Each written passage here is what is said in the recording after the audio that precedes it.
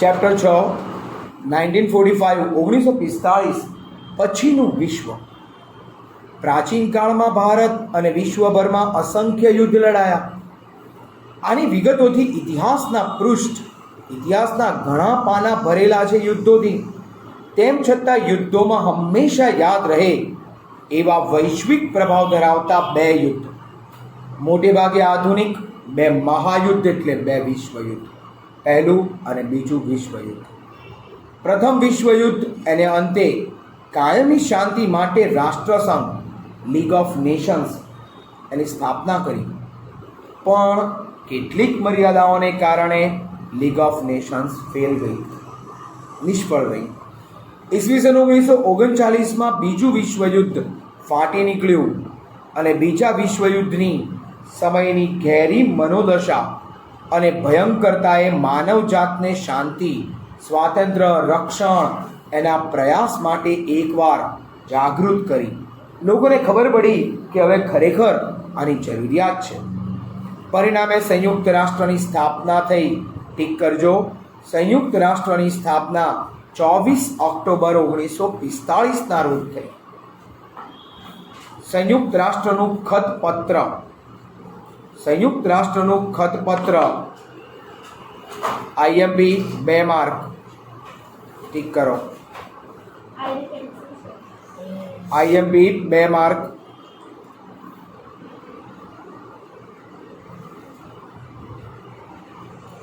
હવે સંયુક્ત રાષ્ટ્રના ખતપત્રનો આરંભ આમુખ એનાથી થાય છે. તેમાં સંયુક્ત રાષ્ટ્ર સંઘના હેતુ દર્શાવવામાં આવ્યા. આ હેતુ નીચે પ્રમાણે છે, જેમાં આંતરરાષ્ટ્રીય શાંતિ અને સલામતી એની સ્થાપના કરવી, એ માટે શાંતિને અવરોધરૂપ હોય તેવી બાબતોને અટકાવવા, દૂર કરવા, આક્રમણ કે શાંતિભંગના કૃત્યને દબાવી દેવા, અસરકારક સામૂહિક પગલાં ભરવા.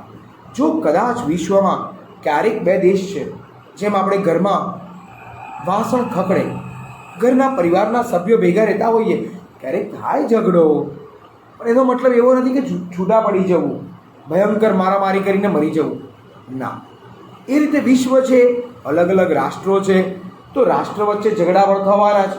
અને આ ઝઘડા, રાષ્ટ્ર વચ્ચેના આ ઝઘડા એનું સોલ્યુશન લાવવાનું હોય, એમાં ઝઘડાને શાંતિમય માર્ગે ઉકેલવાનો હોય, એના માટે વિનાશ ના કરવાનો હોય. આત્મનિર્ણય તથા સમાન હકના પાયા ઉપર રાષ્ટ્ર વચ્ચે મૈત્રીપૂર્ણ સંબંધ વિકસાવવા તથા વિશ્વ શાંતિ જાળવવા તમામ યોગ્ય પગલાં ભરવા. આર્થિક, સામાજિક, સાંસ્કૃતિક, માનવતાવાદી સમસ્યાનું નિરાકરણ લાવવા આંતરરાષ્ટ્રીય સહયોગ પ્રાપ્ત કરવો અને જાતિ, ભાષા, લિંગ, ધર્મભેદ આવા કોઈ પણ ભેદભાવ વગર વ્યક્તિઓ માટે મૂળભૂત સ્વતંત્રતા કે માનવ અધિકાર પ્રત્યે આદર ઉત્પન્ન કરવો. માનવ અધિકાર પ્રત્યે આપણે આદર કરવો. આ સમાન ધ્યેય સિદ્ધ કરવા માટે કામ કરી રહેલા અલગ અલગ રાષ્ટ્રના કાર્ય અને તેની સંવાદિતા લાવનાર કેન્દ્રીય સંસ્થા તરીકે તે કામ કરવું. મતલબ કે જો કોઈ પણ દેશના વ્યક્તિઓ એને પ્રોબ્લેમ આવે તો એ પ્રોબ્લેમ સોલ્વ કરવા માટે કંઈક ને કંઈક ઉપાય તો હોય જ. એ ઉપાય કરવો, નહીં કે યુદ્ધ કરવું, કોઈની ઉપર ચડાઈ કરી દેવી, મારામારી કરવી, બોમ્બ વર્ષા કરવી. આ ન કરવું, કારણ ભૂતકાળના યુદ્ધમાં અણુબોમ્બ વર્ષા સહન કરી ચૂક્યા છીએ આપણે. જાપાનમાં 2 અણુબોમ્બ ફૂટ્યા અને એની ભયંકર અસર હજી વર્તાય છે. શું વિશ્વનો નાશ કરવો છે? ના. તો પછી શાંતિનો માર્ગ અપનાવો. આ ખતપત્રમાંથી ફલિત થાય છે કે યુદ્ધને તિલાંજલિ અને ચીર શાંતિ, તદ્દન શાંતિ એની ઝંખનાએ સંયુક્ત રાષ્ટ્રનું મુખ્ય ધ્યેય છે. સંયુક્ત રાષ્ટ્રનું ધ્યેય છે કે વિશ્વ આખું જ શાંતિમય માર્ગે ચાલે. યુદ્ધ નામનો શબ્દ ભૂલાઈ જાય, કોઈ યુદ્ધ જ ના કરે. વિશ્વયુદ્ધ તો બહુ દૂરની વાત રહી, અંદર પણ ઝઘડે નહીં. આવા ધ્યેય પછી પણ ઘણા યુદ્ધ થયા છે. હવે જોઈએ એમાંનું એક યુદ્ધ જે માત્ર બોલીને કરવામાં આવે, આને કહેવાય છે ઠંડુ યુદ્ધ. તો ઠંડુ યુદ્ધ 1945 થી 1962. તેના કારણ અને પરિણામો. 4 માર્કનો મોસ્ટ આઈએમપી સવાલ. બીજા વિશ્વયુદ્ધનું મહત્વનું કારણ એ આવ્યું કે ઇંગ્લેન્ડ અને ફ્રાન્સ જેવી મહાસત્તાઓની વિશ્વની નેતાગીરી અમેરિકા અને રશિયાએ લઈ લીધી. યુદ્ધમાં ઇંગ્લેન્ડ, ફ્રાન્સ, રશિયા, અમેરિકા આ બધા જ દેશો એક સાથે રહ્યા. પરંતુ યુદ્ધ પૂરું થયા પછી રશિયાની શાસન પદ્ધતિ, વિચારસરણી અલગ હોવાને કારણે અમેરિકા અને ઇંગ્લેન્ડ જે રશિયાથી અલગ પડ્યા. યુદ્ધ પછીના સમયમાં બંને મહાસત્તાઓ વિશ્વ રાજકારણમાં કેન્દ્ર સ્થાને રહી બંને વિશ્વમાં પોતાનું વર્ચસ્વ વધારવા સક્રિય સતત પ્રયત્ન કર્યો. આ ગાળા દરમિયાન આ સમયગાળાને દ્વિધ્રુવી કે કરજો વિશ્વ વ્યવસ્થા. હકીકતમાં પહેલું વિશ્વયુદ્ધ એમાં મેઇન ફાયદો કોને થયો હતો? ઇંગ્લેન્ડ અને ફ્રાન્સ. પણ અમેરિકાની વિચારસરણી કઈ હતી? તો અમેરિકાની વિચારસરણી હતી લોકશાહી અને રશિયાની સામ્યવાદી. રશિયાની સામ્યવાદી લોકશાહીમાં પ્રજા પોતાના મેમ્બર્સ, પોતાના સભ્યો, પોતાના નેતા એની ચૂંટણી કરે. જ્યારે પોતાના સભ્યોની ચૂંટણી કરે, જ્યારે બીજામાં સિલેક્શન થાય, ઇલેક્શન નહીં. બીજામાં એનું ઇલેક્શન ના થાય, સિલેક્શન થાય, એની નિમણૂક થાય. ઓકે, એની નિમણૂક કરવામાં આવે. તો આ બંને વિરોધી હતા. વિશ્વયુદ્ધ પછી બે મહાસત્તા વચ્ચેના સંબંધ સુમેળ ભર્યા રહ્યા. બંને જૂથ વચ્ચે અસંતોષ એનું વાતાવરણ સર્જાયું.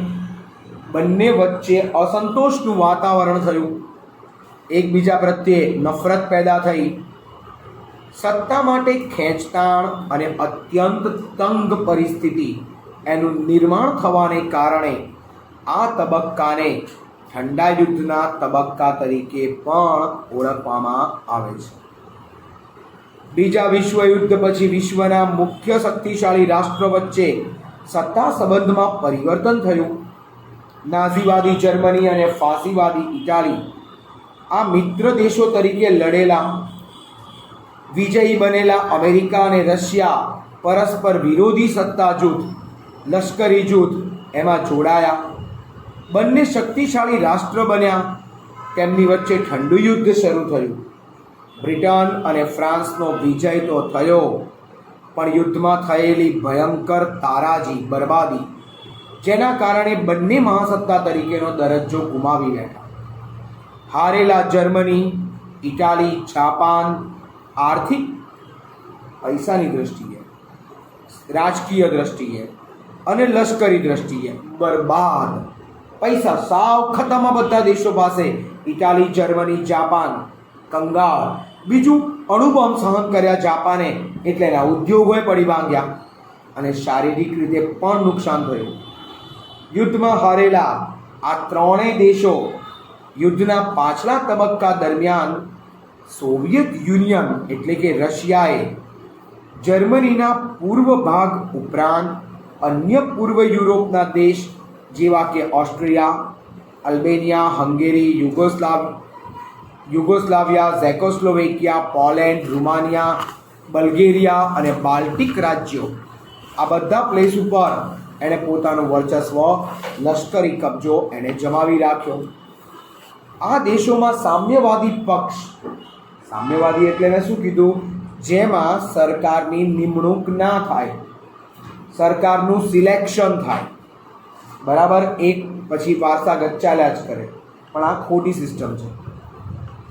આ દેશોમાં સામ્યવાદી પક્ષની સત્તા સોંપી, જેથી તેમના પર રશિયાનું વર્ચસ્વ રહ્યું. આ ગાળા દરમિયાન રશિયાએ 1949માં પોતાના જ દેશમાં અંડરગ્રાઉન્ડ, આપણા દેશમાં ભારતમાં જે પોખરણ ખાતે કર્યો હતો એવો રશિયાએ અણુ અખતરો કર્યો. એકમાત્ર અણુબોમ્બ ધરાવતી અમેરિકાની પ્રભુત્વવાળી સત્તાને પડકારી પશ્ચિમ યુરોપના જે દેશો બ્રિટિશ અમેરિકી દળોએ મુક્ત કર્યા હતા ત્યાં ધીરે ધીરે લોકશાહી શાસન પ્રથા સ્થપાઈ ચૂકી હતી. આમ એક તરફ અમેરિકાની લોકશાહી શાસન પ્રથા તો બીજી તરફ રશિયાની સામ્યવાદી શાસન પ્રથા, આ બંને પ્રથાઓ એમાં જોડાઈ ગઈ અને વિશ્વ આખું બંને જૂથમાં વહેંચાવવા લાગ્યું. તો આ રીતે બંને જૂથ એકબીજામાં ખેંચી લેવા માંગતા હતા. અમેરિકા ગમે તેમ કરીને કોઈ પણ નબળા દેશને પડાવી લે, રશિયા નબળાને પડાવી લે. એકની પાસે તાકાત, બીજાની પાસે તાકાત, આની પાસે 30 દેશ, આની પાસે 50 દેશ, એમ કરતાં કરતાં એક પછી એક બધા દેશો. પણ ખરેખર કહું તો જો આવું થાય ને તો વિશ્વના બે કટકા થઈ જાય. તમે શું પૃથ્વીના બે કટકા કરી શકવાના હતા? ના. તો પછી શા માટે આવી રીતે અંદર ઝઘડા કરવા? અને એ લોકોએ શરૂઆત કરી મિલિટરી કેમ્પથી. લશ્કરી જૂથમાં વહેંચાયેલું વિશ્વ ઓબ્જેક્ટિવ માટે ખાસ કામનું. ઓબ્જેક્ટિવ આમાંથી બહુ જ પૂછાય. બીજા વિશ્વયુદ્ધ પછી યુરોપ અને વિશ્વના દેશો એક યા બીજા સત્તા જૂથ સાથે જોડાતા ગયા. બે દિશામાં થયેલા ધ્રુવીકરણ, બે અલગ અલગ દિશામાં થયેલા ધ્રુવીકરણ, એની પ્રક્રિયા એમાં શરૂ થઈ, ઉદ્ભવી અને વેગવાન બની. બંને સત્તા જૂથ વચ્ચે અવિશ્વાસનું વાતાવરણ સર્જાયું. આથી કેટલાક લશ્કરી જૂથ પણ રચાયા. સોવિયત સંઘ અને સામ્યવાદથી બચવા અમેરિકાની પ્રેરણાથી ઉત્તર એટલાન્ટિક મહાસાગરના કિનારે આવેલા નાટો નામના સંગઠન, ટીક કરજો નાટો, ઇંગ્લિશ નામ પણ ટીક કરજો, North Atlantic Treaty Organization, North Atlantic Treaty Organization, NATO. NATO નામનું સંગઠન રચ્યું એપ્રિલ 1949માં. દક્ષિણ પૂર્વ એશિયાના દેશોના રક્ષણ માટે પણ બીજા એક લશ્કરી જૂથની રચના થઈ. ટીક કરો નામ, SEATO, south east Asia treaty organisation, જે 1945માં રચાયું. આ સૈનિક સંગઠનની સામે, સિયાટોની સામે રશિયાએ પણ પોતાનું એક સૈનિક લશ્કર સંગઠન ઊભું કર્યું. એનું નામ હતું વોર્સો કરાર. વોર્સો કરાર. આ નામે સૈનિક સંગઠનની રચના કરી અને આ સંગઠનમાં આલ્બેનિયા, બલ્ગેરિયા, ઝેકોસ્લોવાકિયા, પૂર્વ જર્મની, હંગેરી, પોલેન્ડ, રૂમાનિયા અને રશિયા એના સભ્યો હતા. મધ્ય પૂર્વના દેશો, એમાં ઇંગ્લેન્ડની પ્રેરણાથી સેન્ટો, ટીક કરો, Central East North Treaty Organization, આનો મતલબ થાય મધ્ય પૂર્વ ઉત્તર, એના દેશોનું એક જૂથ રચાયું, જેમાં આપણા આરબ દેશો જોડાયા. બગદાદ કરાર નામે પણ ઓળખાયું. પરંતુ ઈરાકમાં ક્રાંતિ થતાં તે જૂથ એનાથી અલગ થઈ ગયું. પાછળથી આ જૂથની નેતાગીરી અમેરિકાએ લીધી અને અમેરિકા આવ્યું એટલે ઈરાક નીકળ્યું એટલે અમેરિકાને ચટકા લાગ્યા. એટલા માટે જ અત્યારે અમેરિકા અને ઈરાક ઝઘડી રહ્યા છે. હવે 4 માર્કનો અગત્યનો સવાલ. તો પરમાણુ શસ્ત્રો જે બનાવ્યા હતા એને અટકાવવાના પણ હતા. ઠંડા યુદ્ધ દરમિયાન સમગ્ર વિશ્વ પર પ્રભુત્વ જમાવવા બંને મહાસત્તાઓ વચ્ચે ઉગ્ર સ્પર્ધા થઈ. શસ્ત્ર સ્પર્ધા અને શસ્ત્રના ઉત્પાદન વધારવાની હરીફાઈ વધી. અમેરિકાએ હિરોશીમા, નાગાસાકી ઉપર અણુબોમ્બ ફેંકી પોતાની સર્વોપરિતા સિદ્ધ કરી. સર્વોપરિતા મતલબ સૌથી ઉપર હોવું. એ પછી 4 વર્ષમાં સોવિયત યુનિયન, રશિયાએ અણુ અખતરો કરી પોતાની સર્વોપરિતા સિદ્ધ કરી. અમેરિકાની દક્ષિણ પશ્ચિમે આવેલા, હવે આ આખો ફકરો અમેરિકાની દક્ષિણ પશ્ચિમ, ત્યાંથી ઓળખવામાં આવે છે ત્યાં સુધી વેરી મોસ્ટ આઈએમપી VMIMP 2 કે 3 માર્કની ટૂંક નોંધ. ક્યુબાની કટોકટી. ક્યુબાની કટોકટી વચ્ચે આવે છે, જોઈ લો. ક્યુબાની કટોકટી લખેલું. ક્યુબાની કટોકટી આ ટૂંક નોંધ છે. તો આ મુદ્દો છે ક્યુબાની કટોકટી. અમેરિકાની દક્ષિણ પશ્ચિમે આવેલા સામ્યવાદ મતલબ કહેવાનો અર્થ થાય કે જેમાં સરકારનું સિલેક્શન થાય, એ સામ્યવાદી શાસન પ્રથા ધરાવતા ક્યુબા જેને ખાંડનો વાડકો પણ કહેવાય. ક્યુબા પુષ્કળ ખાંડ પેદા કરનારું સ્થળ. એની નાકાબંધી અમેરિકાએ 1961-62 દરમિયાન કરી.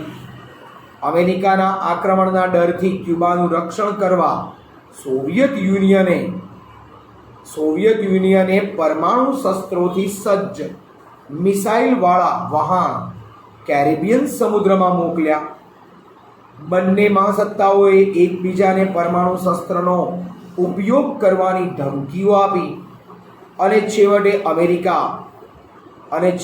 અમેરિકા અને સોવિયત યુનિયન એના વડાઓ વચ્ચે પહેલીવાર હોટલાઇન પર વાતચીત થઈ, જેથી સોવિયત યુનિયને પોતાના વહાણ પાછા વાળવાનો વિચાર કરી પોતાના વહાણ પાછા વાળ્યા. હોટલાઇન એનો મતલબ કે વચ્ચે બીજું કોઈ કનેક્શન થઈ જ ના શકે, ડાયરેક્ટ લાઈન પર. અમેરિકાના હેડ, રશિયાના હેડ સામે સીધી જ વાત કરે, વચ્ચે કોઈ કનેક્શન નહીં. પહેલાં અત્યારે આપણે જેમ મોબાઈલથી વાત કરી અને ડાયરેક્ટ સામે આપણે એકબીજા જોડે વાત કરી શકીએ છીએ, એમ પહેલાંના સમયમાં આવી ડાયરેક્ટ વાત થઈ શકતી નહોતી. એમાં વચ્ચે મધ્યસ્થી રાખવો પડતો. આથી જ બંને મહાસત્તા વચ્ચે પરસ્પર સંદેશાની આપલે શરૂ થઈ. બંને મહાસત્તા વચ્ચે ગેરસમજણ દૂર થવાનો માર્ગ મોકળો બન્યો અને બંને મહાસત્તાઓએ પરમાણુ શસ્ત્રોનો ઉપયોગ ન કરી ખરેખર માનવ કલ્યાણનું કામ કર્યું. એટલા માટે જ કહેવાય કે ક્યુબાની કટોકટી એ ઠંડા યુદ્ધનો અંત અહીંથી જ શરૂ થયો. ઠંડા યુદ્ધનો અંત આવવાની શરૂઆત થઈ. અમેરિકા અને સોવિયત યુનિયન તથા બ્રિટન, જેમણે પરમાણુ શસ્ત્રોનું નિશસ્ત્રીકરણ, પરમાણુ શસ્ત્ર નહીં વાપરવાના અથવા ખતમ કરી દેવાના, તેના પરીક્ષણ, ઉત્પાદન, ઉપયોગ કરવા ઉપર પ્રતિબંધ મૂકવા સહમત થયા, જેને આંશિક પરમાણુ અખતરાબંધ સંધિ તરીકે ઓળખાય છે. જો કે આ સંધિ ઉપર ફ્રાન્સે હસ્તાક્ષર ન કર્યા, પરમાણુ અખતરા ચાલુ રાખ્યા. ચીને પણ હસ્તાક્ષર ન કર્યા અને 1964માં પરમાણુ અખતરો કર્યો. આ સંધિ એકબીજા દેશ ઉપર અણુ અખતરા કરવાના પર પ્રતિબંધ મૂકતી હતી. છતાં વિશ્વના 5 રાષ્ટ્રો શસ્ત્ર ધરાવતા વિશ્વના 5 રાષ્ટ્રો અણુશસ્ત્ર ધરાવતા રાષ્ટ્ર બની ચૂક્યા હતા. ચીન સિવાય બાકીના 4 સંયુક્ત રાષ્ટ્રની સલામતી સમિતિના કાયમી સભ્ય હતા, વીટો સત્તા ધરાવતા હતા. આ વીટો એટલે કે કોઈ પણ કિસ્સામાં નકારાત્મક નેગેટિવ મત આપવાની સત્તા, આપણે એની સામે ઓપોઝ કરવાની સત્તા, આપણે એનો વિરોધ કરી શકીએ એવી સત્તા. પરમાણુ શસ્ત્ર વિઘાતક, નુકસાનકારક, રાસાયણિક, જૈવિક શસ્ત્ર તેમજ દૂરના અંતર સુધી પહોંચાડી શકાય તેવા પ્રક્ષેપાસ્ત્ર મતલબ કે મિસાઇલ્સ, એના ઉત્પાદનની અદ્યતન ટેકનોલોજી જે આ 5 રાષ્ટ્ર પાસે હતી. મનુષ્ય જાતિનો જ નહીં પણ સમગ્ર જીવસૃષ્ટિ સાથે આખા જગતનો અનેક વાર વિનાશ કરે તેવા આ રાષ્ટ્રો, એમની પાસે એટલા બધા શસ્ત્રો છે કે એટલા બધા શસ્ત્ર ભરીને બેઠા છે કે વિશ્વનો અનેક વાર વિનાશ થઈ જાય. 2 મહાસત્તાઓ વચ્ચે ઠંડા યુદ્ધની તીવ્રતા ઘટતા તેમની વચ્ચે સંબંધ સુધાર, એકબીજા જોડેના રિલેશન સુધારવા માટે સંબંધ સુધાર પ્રક્રિયા શરૂ કરી. બે મહાસત્તાઓ વચ્ચે ઠંડા યુદ્ધની તીવ્રતા ઘટી, સંબંધ સુધારવાની પ્રોસેસ સ્ટાર્ટ થઈ અને મહાસત્તાઓએ પરમાણુ શસ્ત્ર પર મર્યાદા મૂકતી, તેમાં ઘટાડો કરતી સંધિ એના પર હસ્તાક્ષર કર્યા. એમાં ઘટાડો કરે એવી સંધિ ઉપર બંને દેશોએ હસ્તાક્ષર કર્યા.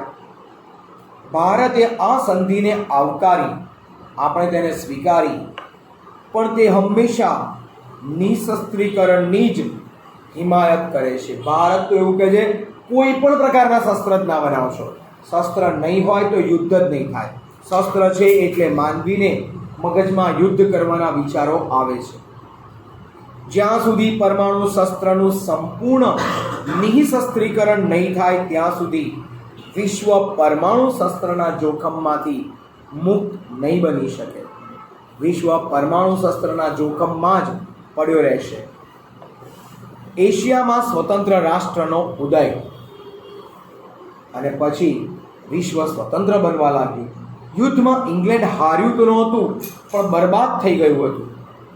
બીજા વિશ્વયુદ્ધ દરમિયાન એશિયાના જ પરાધીન દેશોમાં સ્વાતંત્ર્ય આઝાદીની ચળવળ ચાલુ થઈ ચૂકી હતી.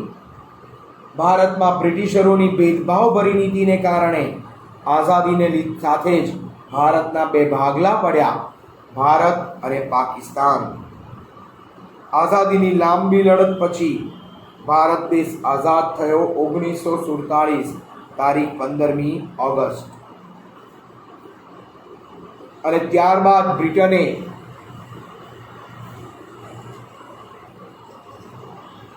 બ્રિટને ભારતના કેટલાક અન્ય ભારતની આસપાસના પડોશી રાજ્યોને આઝાદ કર્યા, જેમાં મ્યાનમાર અને શ્રીલંકા 1948માં, ઇન્ડોનેશિયા 1949માં આઝાદ થયું અને સ્વતંત્ર થયા. તેમાં સંયુક્ત રાષ્ટ્રનો ફાળો જ મહત્વનો હતો. સંયુક્ત રાષ્ટ્રનો ફાળો એણે બહુ મદદ કરી બધાને આઝાદ કરાવવામાં. કોઈને ગુલામ ના રાખે. આ જ ગુલામી પ્રથામાંથી યુદ્ધ થયા હતા બંને. એટલે કોઈને ગુલામ ન રાખે, એકબીજા જોડે મિત્રતા ભરેલો વ્યવહાર કરે, એ જરૂરી હતું. એના પછી આફ્રિકામાં સ્વતંત્ર રાષ્ટ્રનો ઉદય. બીજા વિશ્વયુદ્ધ. આફ્રિકામાં સ્વતંત્ર રાષ્ટ્રનો ઉદય. બીજા વિશ્વયુદ્ધનું આફ્રિકા. બીજા વિશ્વયુદ્ધ જેમાં આફ્રિકાના પરાધીન દેશો માટે ખરેખર એક સારું પરિણામ આવ્યું. મહાયુદ્ધ પૂરું થતાં જ ફક્ત એબિસિનિયા, ઇથોપિયા, દક્ષિણ આફ્રિકા સંઘ, ઇજિપ્ત સ્વતંત્ર હતા. બીજા વિશ્વયુદ્ધ દરમિયાન અને એ પછી એશિયાના દેશોમાં ચાલેલી આઝાદીની ચળવળ વેગીલી બની અને સ્વાતંત્ર્ય માંગણી વધવા લાગી. પરિણામ એ આવ્યું કે 1951થી 1966 સુધી 16 વર્ષના ગાળામાં આફ્રિકાના 40 જેટલા નાના મોટા દેશોએ સ્વતંત્રતા પ્રાપ્ત કરી. પણ કેટલાક દેશો આ બેમાં સત્તા જૂથ કે લશ્કરી જૂથ સાથે ન રહી પોતે સ્વતંત્ર રહ્યા અને રાષ્ટ્રનો વિકાસ કરવા ઈચ્છતા હતા. Hello friends, I am Bhumir sir. Please મારી ચેનલ ભૂમિર સર એને સબસ્ક્રાઈબ કરો અને standard 9th 10th 11th 12th English medium, Gujarati medium બંનેના ગુજરાતી, સંસ્કૃત અને એસએસ ત્રણેય સબ્જેક્ટના વિડીયોઝ તમે જોઈ શકશો. ઓકે, આ ચેનલ પબ્લિકલી છે, જેમાં કોઈ બીજા કન્ટેન્ટ્સ નથી, ઓનલી એજ્યુકેશન રિલેટેડ છે. સો પ્લીઝ દરેક જણ આ ચેનલને સબસ્ક્રાઈબ કરતા રહો અને નવા નવા વિડીયોઝ તમે જોઈ શકશો. તમારા બાળકોને અથવા તો ફ્રેન્ડ સર્કલમાં કોઈ પણ હોય એને પણ તમે આ વિડીયોઝ બતાવી શકશો. Okay, so thank you for this cooperation. Okay, by.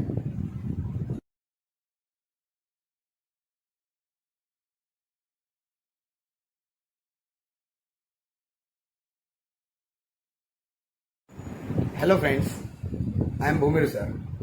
Please મારી ચેનલ ભૂમિર સર એને સબસ્ક્રાઈબ કરો અને standard 9th 10th 11th 12th English medium Gujarati medium બંનેના ગુજરાતી સંસ્કૃત અને એસએસ ત્રણેય સબ્જેક્ટના વિડીયોઝ તમે જોઈ શકશો. ઓકે, આ ચેનલ પબ્લિકલી છે, જેમાં કોઈ બીજા કન્ટેન્ટ્સ નથી, ઓનલી એજ્યુકેશન રિલેટેડ છે. સો પ્લીઝ દરેક જણ આ ચેનલને સબસ્ક્રાઇબ કરતા રહો અને નવા નવા વિડીયોઝ તમે જોઈ શકશો. તમારા બાળકોને અથવા તો ફ્રેન્ડ સર્કલમાં કોઈ પણ હોય એને પણ તમે આ વિડીયોઝ બતાવી શકશો. Okay, so thank you for this cooperation. Okay, by.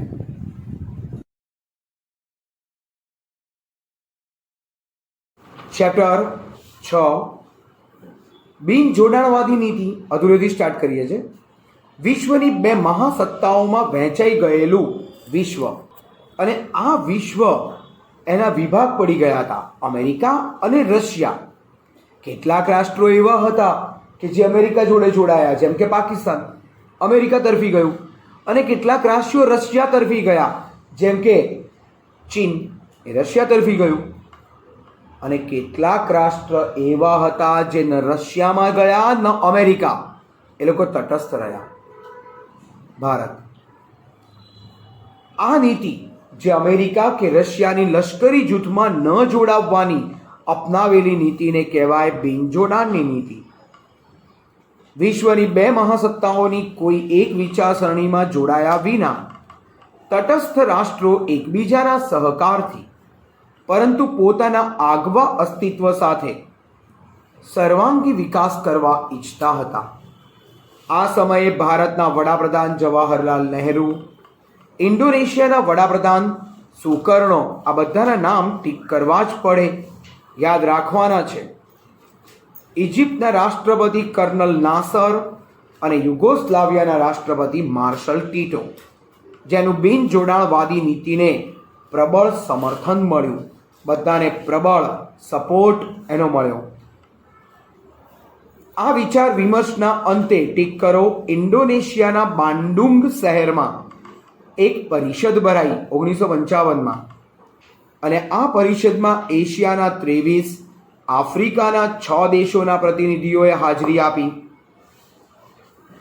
તેમજ આ પરિષદે વિશ્વના ગરીબ દેશો વચ્ચે સાંસ્કૃતિક અને આર્થિક સહકાર વધારવાનું, સામ્રાજ્યવાદનો વિરોધ કરવાનું ધ્યેય જાહેર કર્યું. આ પરિષદમાં તટસ્થ દેશોના સંગઠન માટેનું માળખું, ભવિષ્યની કામગીરી નક્કી કરવામાં આવી. 1961માં બેલગ્રેડ, ટીક કરો, બેલગ્રેડ નામ આખું વાક્ય, બેલગ્રેડ પરિષદમાં વિધિવત બિન જોડાણવાદી આંદોલન નોન અલાઇન્ડ મુવમેન્ટ NAM આ સંસ્થાની રચના થઈ, અને ભારતના પ્રથમ વડાપ્રધાન પંડિત જવાહરલાલ નહેરુ, ટીક કરજો, એમના નેતૃત્વમાં ભારતે બિન જોડાણવાદી નીતિ અપનાવી. ન અમેરિકા તરફી જોડાવવું, ન રશિયા તરફી, આપણે તટસ્થ રહેવું. બિન જોડાણવાદી ચળવળને મૂલ્યવાન નેતૃત્વ આપ્યું, અને નહેરુ માનતા હતા કે કોઈ પણ સત્તા જૂથ કે લશ્કરી જૂથ એમાં જોડાવવાને બદલે તટસ્થ રહેવાથી રાષ્ટ્રીય હિતો વધારે સારી રીતે સ્થાપી શકાય. ભારતની એ માન્યતા રહી કે વિશ્વ જો બે હરીફ અલગ અલગ વિરોધી સત્તા જૂથ, લશ્કરી જોડાણ એમાં વિભાજન થઈ જાય તો એ વિશ્વ શાંતિ માટે ખતરારૂપ અને આંતરરાષ્ટ્રીય સહકાર માટે હાનિકારક છે. આજે વિશ્વના સૌથી વધારે દેશો બિન જોડાણવાદી જૂથમાં છે, અને જ્યારથી અમેરિકા એકલું મહાસત્તા રહ્યું, રશિયા એના ભાગલા થઈ ગયા અને અમેરિકા હવે એકલું મહાસત્તા તરીકે છે, ત્યારે અમેરિકા એક જ મહાસત્તા, તો પછી બિન જોડાણવાદની કોઈ જરૂર જણાતી નથી, કારણ કે બાકીના રાષ્ટ્રો કે અમેરિકા જોડે જોડાવા નથી જવાના હવે. એટલે આ ચળવળ લગભગ હવે સમાપ્ત જેવી થઈ ગઈ છે. વિશ્વના મોટા ભાગના દેશો બિન જોડાણમાં છે.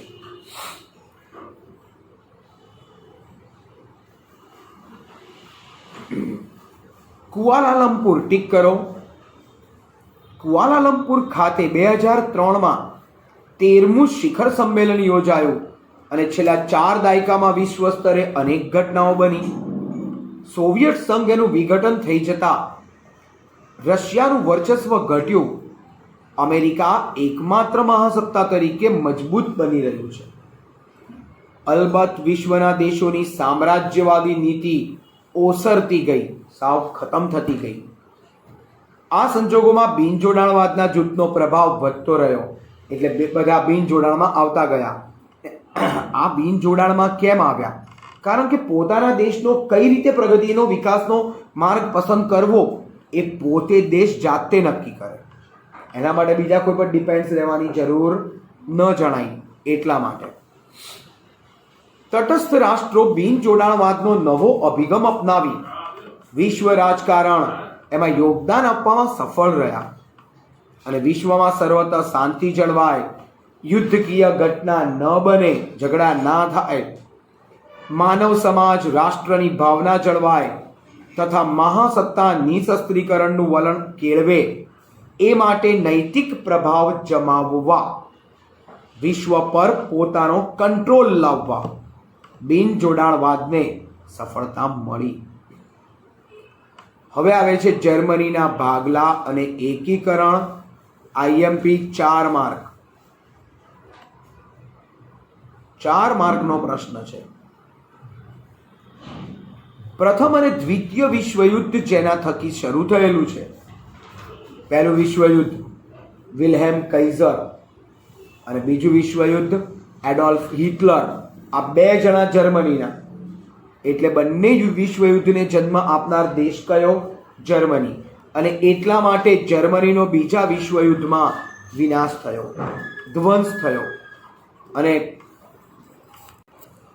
તો આ રીતે વિશ્વયુદ્ધમાં જર્મની હાર્યું, એનો વિનાશ થયો અને જર્મનીએ લીધેલા પગલાં જેના કારણે એને ઘણું બધું નુકસાન સહન કરવું પડ્યું. આર્થિક, સામાજિક, રાજકીય કરોડરજ્જુ તૂટી ગઈ. જર્મનીને પુનઃ ફરીથી બેઠું કરી શકે એવો કોઈ નેતા ન હતો અને હોત તો થવાય ના દે. એ તો પાછું ત્રીજું વિશ્વયુદ્ધ લાવે. યુદ્ધ પૂરું થતાં વિજેતા રાષ્ટ્રો એણે જર્મનીને 4 વહીવટી વિભાગમાં વહેંચી દીધું. તેની વ્યવસ્થા પ્રમાણે સોવિયત યુનિયને પોતાનો ભાગ, ફ્રાન્સે પોતાનો ભાગ, ઇંગ્લેન્ડે પોતાનો ભાગ, અમેરિકાએ પોતાનો ભાગ, એમ 4 ટુકડામાં એને પિઝાની જેમ વહેંચી નાખ્યું. અને આ રીતે તેની વ્યવસ્થા કરવામાં આવી. સોવિયત યુનિયનની લાલ સેના, રેડ આર્મી, એ લોકોના સૈનિકો લાલ રંગના કપડાં પહેરે, જેમ આપણી આર્મી બ્રાઉન ગ્રીન કલર પહેરે છે, એવી એ લોકોની આર્મી પ્યોર રેડ કલરના કપડાં પહેરે. અને એ રેડ આર્મીએ પૂર્વ ભાગ ઉપર લશ્કરી કબજો જમાવી નાખ્યો હતો, જેથી પૂર્વ જર્મનીનો વહીવટ સોવિયત યુનિયનને સોંપ્યો. જર્મનીનો નૈઋત્ય ભાગ અમેરિકા, ફ્રાન્સની નજીકનો ભાગ ફ્રાન્સને, બેલ્જિયમને અડીને આવેલા જર્મન વિસ્તારનો વહીવટ બ્રિટનને સોંપ્યો. જ્યારે જર્મનીની રાજધાની બર્લિન, એના પણ રશિયા અને સંકલન સમિતિ વચ્ચે વિભાજન કર્યું. તેમની વચ્ચે વહીવટી એકતા માટે એક સંકલન સમિતિ રચવામાં આવી. આ રીતે જર્મનીના 4 દેશોનો વહીવટ, અલગ અલગ જગ્યાએ 4નો વહીવટ ચાલ્યો. સત્તા જૂથ અને અવિશ્વાસનું વાતાવરણ ઊભું થતાં પૂર્વ જર્મની ઉપરથી પોતાની સત્તા જતી રહેશે આવો ડર રશિયાને લાગ્યો. એટલે રશિયાએ પૂર્વ જર્મનીમાં પોતાના કયા મારે પોતે નચાવે એમ નાચે એવી પૂતળા સરકાર, સામ્યવાદી સરકાર રચી. અમેરિકા, ફ્રાન્સ, બ્રિટન, આ આખો ફકરો ટીક કરો. ટૂંક નોંધ: બર્લિન નાકાબંધી. બર્લિન નાકાબંધી. અમેરિકા, ફ્રાન્સ, બ્રિટને પોતાના વહીવટ હેઠળના જર્મનીના પ્રદેશનું એકીકરણ કરી federal Republic of East Germany, tick કરજો, તરીકે નિર્માણ કર્યું.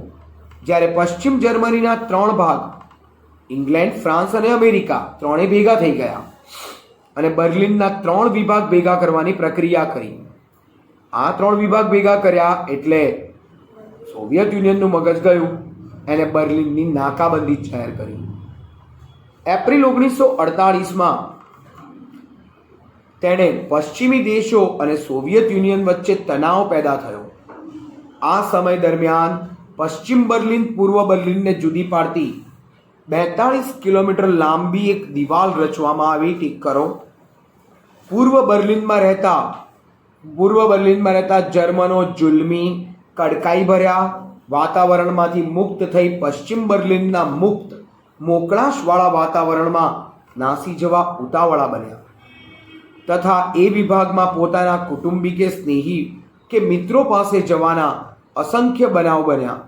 લોકો પેલી 42 કિલોમીટર લાંબી દિવાલ જે લગભગ 1 માળ જેટલી ઊંચી હતી એને કૂદીને જવા ગયા તો રશિયાની આર્મીએ એ લોકોને ઠાર માર્યા.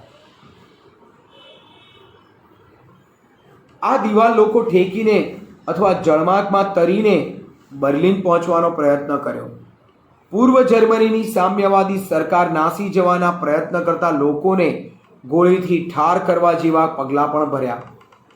આમાં ઘણા લોકોએ જીવ ગુમાવ્યા અને ત્યાર પછી 4-4.5 દાયકા 40-45 વર્ષ વીતી ગયા અને પશ્ચિમ જર્મનીએ ખૂબ વિકાસ કર્યો.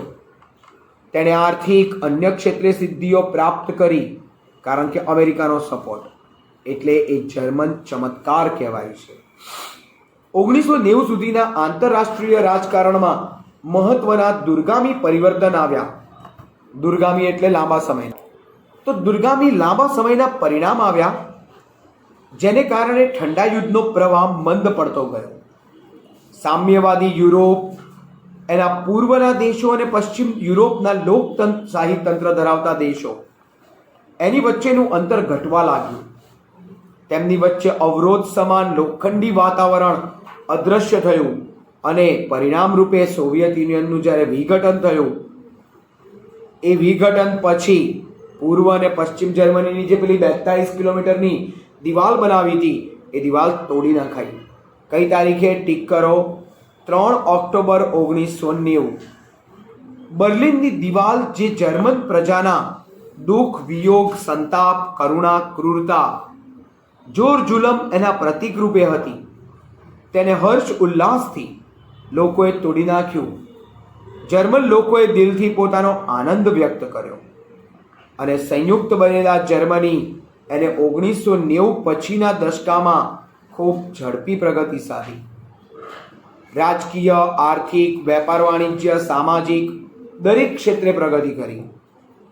તે યુરોપનું સંપન્ન રાષ્ટ્ર બન્યું. સંપન્ન મતલબ સુખી. સોવિયત રશિયાનું વિઘટન. IMP 3 mark.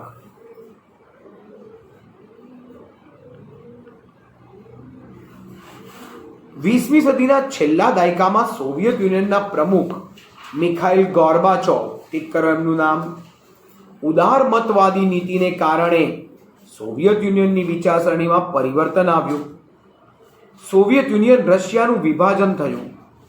તેનું શાંતિપૂર્ણ વિઘટન એ વિશ્વ રાજકારણની એક શકવર્તી મહત્વની ઘટના ગણાવી શકાય. મિખાઇલ ગોર્બાચોવ સામ્યવાદી પક્ષના નવા મહામંત્રી તરીકે આવ્યા. 11 માર્ચ 1985. તે ઉદારમત વલણ ધરાવતા, તે પોતે ઉદાર એટલે કે રશિયાની પ્રગતિ કેવી રીતે થાય એ વિચારનારા હતા. પ્રજાને બંધનોમાં રાખી અને જકડી રાખવાની નીતિ નહોતી. અને તે સમયે રશિયાએ વિજ્ઞાન અને ટેકનોલોજીના ક્ષેત્રે સારી પ્રગતિ કરી. તે અમેરિકા જેવી મહાસત્તાની શક્તિ ધરાવતું હતું. ગોર્બાચોવની 2 નીતિ, ટીક કરો, ગ્લાસનોસ્ટ એટલે ખુલ્લાપણું, પેરેસ્ટ્રોઇકા, ટીક કરો, આર્થિક સામાજિક સુધારણાની નીતિ. આ બંને નીતિ પરીક્ષામાં પૂછી શકાય એક વાક્યમાં. જેના કારણે સોવિયત સમાજવાદી પ્રજાસત્તાક સંઘ એની સ્વતંત્રતા મેળવવાની ઉત્કંઠા, ઈચ્છા જાગૃત થઈ. સોવિયત સંઘના ઘટક રાજ્યો એક પછી એક અલગ થવા લાગ્યા. એની પ્રક્રિયા શરૂ થઈ અને ધીરે ધીરે સોવિયત યુનિયન પરની 3 વસ્તુની સત્તા ઘટી ગઈ.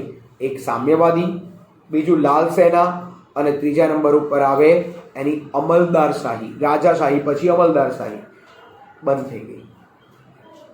સોવિયત યુનિયનના વિભાજનની પ્રક્રિયા 1990માં શરૂ થઈ, જે રશિયા 15 રાજ્યોમાં વિભાજિત થયું. એક રશિયા પોતે અને 14 ઘટક રાજ્ય. ડિસેમ્બર 1991માં આ વિભાજન પૂરું કરવામાં આવ્યું. હવે આંતરરાષ્ટ્રીય ક્ષેત્રે ભારતનું પ્રદાન 3 માર્ક. આઝાદી પછી ભારતે આંતરરાષ્ટ્રીય ક્ષેત્રે ઘણું મોટું પ્રદાન આપ્યું. આંતરરાષ્ટ્રીય ક્ષેત્રે ભારત જે અલગ અલગ દેશો સાથેના સંબંધ ને બધી વસ્તુમાં વિશ્વમાં સામ્રાજ્યવાદ, સંસ્થાનવાદ, કાળા ગોરાના ભેદભાવ, આ દૂષણ નાબૂદ કરવા તેમજ તેની સામે ચાલતી ચળવળને ભારતે હંમેશા ટેકો આપ્યો. સંયુક્ત રાષ્ટ્રના આદેશથી ભારતે કોરિયાના યુદ્ધમાં ઘવાયેલા સૈનિકોની તબીબી સારવાર, એમને દવાઓ આપી. એના માટે આપણા મેડિકલ ટીમ, ડૉક્ટરોની ટુકડી મોકલી. ગાઝા, સાયપ્રસ, કોંગો, શ્રીલંકામાં કટોકટી સર્જાઈ ત્યારે પણ શાંતિદૂત તરીકે ભારત જ ગયું. એ દેશોમાં શાંતિ સ્થાપવાની પ્રક્રિયામાં કામગીરી બજાવી.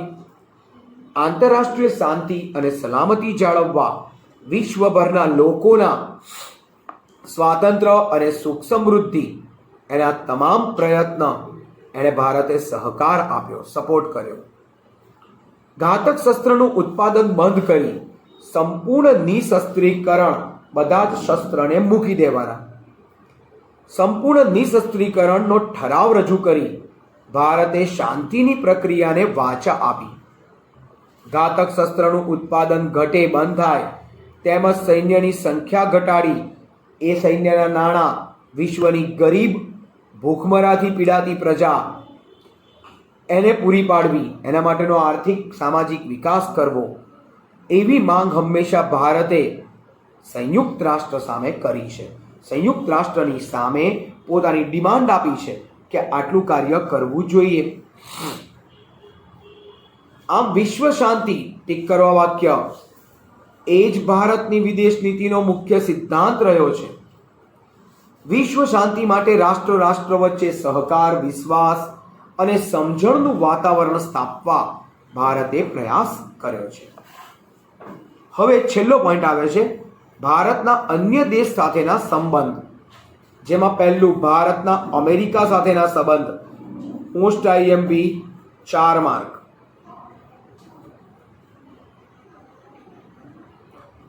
યુનાઇટેડ સ્ટેટ્સ અને ભારત બંને પ્રજાસત્તાક દેશ છે. ભારત અને યુનાઇટેડ સ્ટેટ્સ વચ્ચે અનેક સમાનતા હોવા છતાં ભારત અને યુનાઇટેડ સ્ટેટ્સ વચ્ચેના સંબંધમાં ચઢાવ ઉતાર આવતો જ રહ્યો છે. આઝાદી મેળવ્યા પછી ભારત કોઈ પણ સત્તા જૂથમાં ન જોડાઈને તટસ્થ રહ્યું. અમેરિકાને ખોટું લાગ્યું, એ ના ગમ્યું. એને આશા હતી કે ભારત એના લોકશાહી જૂથમાં જોડાય અને બિનજોડાણવાદી આપણે અપનાવી, જેને કારણે આપણી આર્થિક સ્થિતિ બિનજોડાણવાદથી વિકસાવવાની હતી.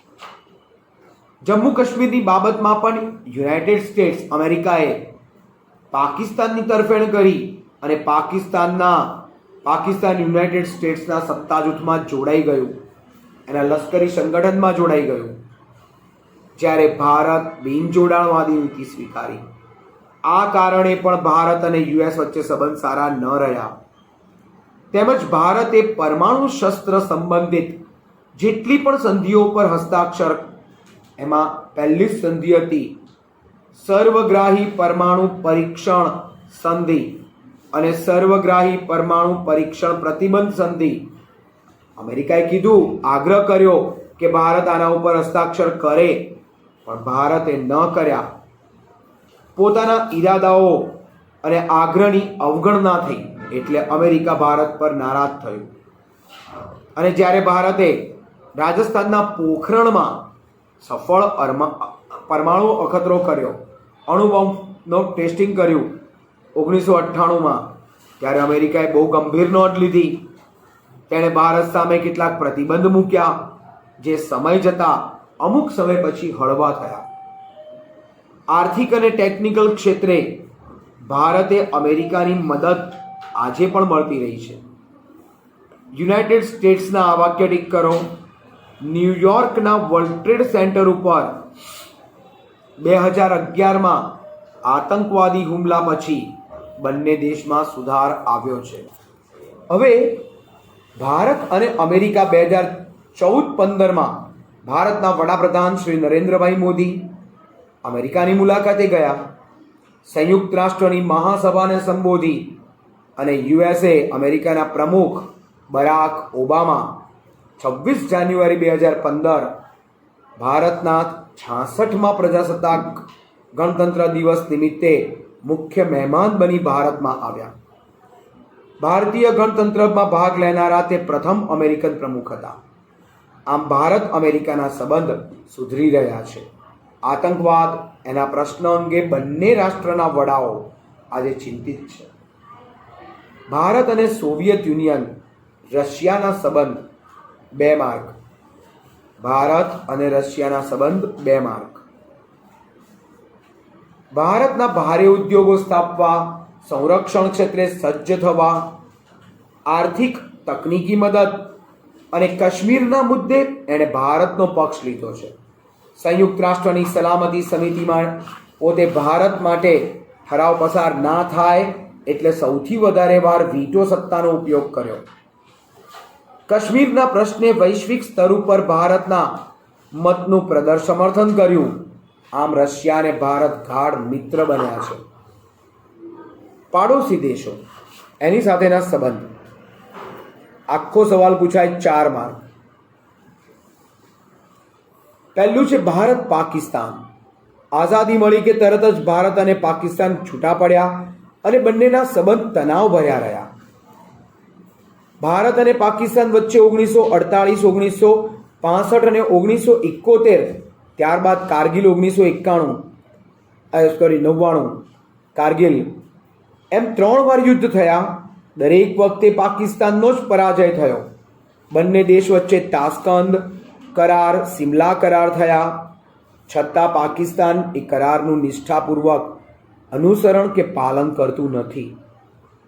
કારગિલ યુદ્ધ થયું એ પછી બંને દેશના વડાઓ પોતપોતાની સમસ્યાનું શાંતિમય સમાધાન લાવવા પ્રયત્ન કરી રહ્યા છે, પણ એ પ્રયત્ન હજુ સફળ થયો નથી. ભારત અને ચીન. ભારત અને ચીન વચ્ચેના સંબંધ 1954માં શરૂ થયા. ચીને જ્યારે પોતાની મેકમોહન લાઇન, પોતાની સરહદોના નકશા પ્રકાશિત કર્યા ત્યારે ભારત એના કેટલાક ભાગ પોતાનામાં બતાવ્યા. ત્યાં જ આપણા સંબંધ બગડવાની શરૂઆત થઈ.